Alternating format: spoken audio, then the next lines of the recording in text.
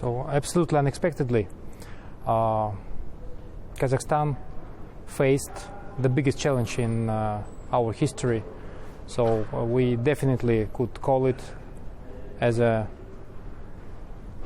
sophisticatedly planned, orchestrated coup and terrorist attacks. So now we know about more than hundreds casualties, and the level of the terror. So what we see is really so we are speechless. We are really, all people of Kazakhstan really shocked. So nobody was able to predict it, and also we think that we see kind of the misinterpretation and misinformation about what is going on in Kazakhstan. So, and as everybody knows, it was started 3rd of January from quite peaceful peace protests with quite obvious demands and the trigger was the increase of the prices for oil, and so we had a dialogue with the authorities, local authorities, with the government, and finally, so the decision was made to fully satisfy all requirements and all protesters' agenda. But then, so now I just had an interview because I'm also a journalist and a TV host. He told that it was triggered, and these peace protesters was kind of they provocated, and they was one of the part of the big coup, and the participants it's also were shocked that the amount of terrorists who attacked the strategic objects like akimats, government buildings, like police stations, simultaneously, extremely coordinated, extremely informed. So it's really absolutely unbelievable. And definitely we can talk that this is an absolutely new phenomenon on the terrorist attacks. So when they took all parts of the different templates and put it in one big coup. So the roots, obviously, we see inside of Kazakhstan with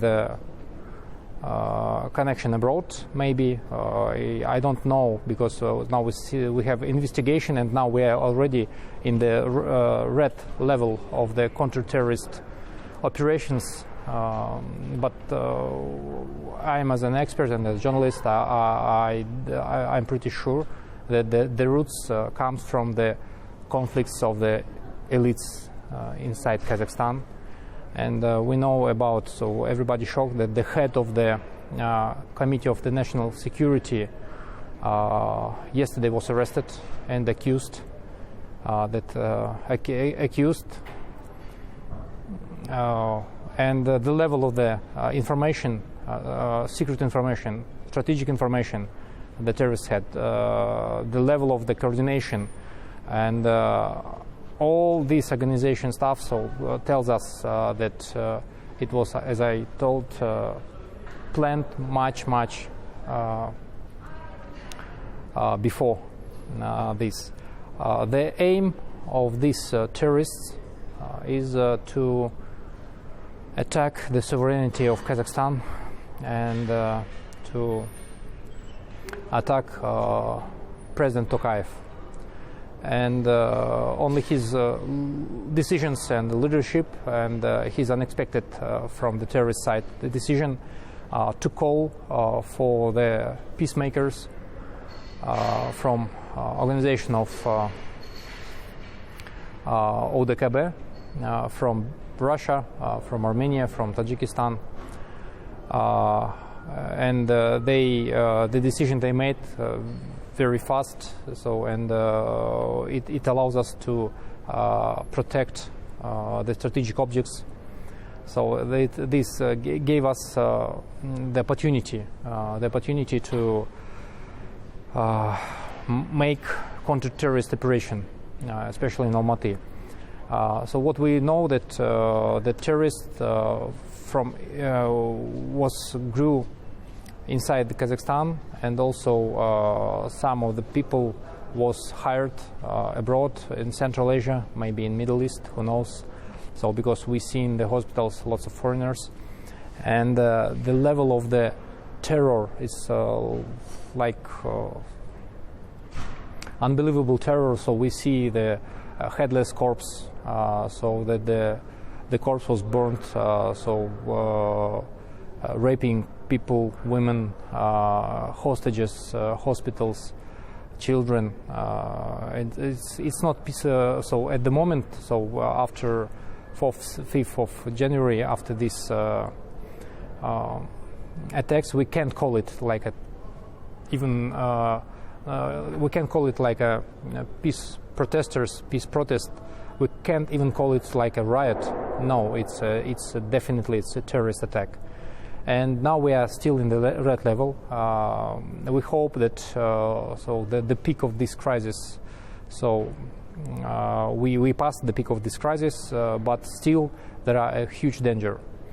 Lots of Western observers they afraid that the influence of Russia and Russian troops from ODKB, peacemakers, so which came to Kazakhstan, it means that the expansion of at least Russian influence. My opinion, definitely, because I know that the mandate of these peacemakers is quite limited on time, so only during the crisis. And we have about 1,000 soldiers from Russia and from in other countries of ODKB.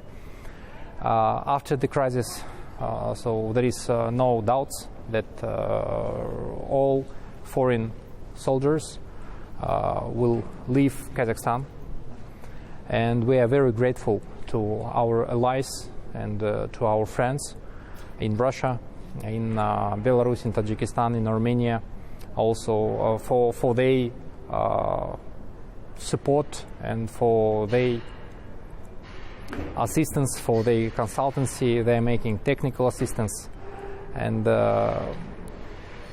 without this assistance, I don't think that we will be able to save our sovereignty in Kazakhstan. And it's not about the geopolitical game.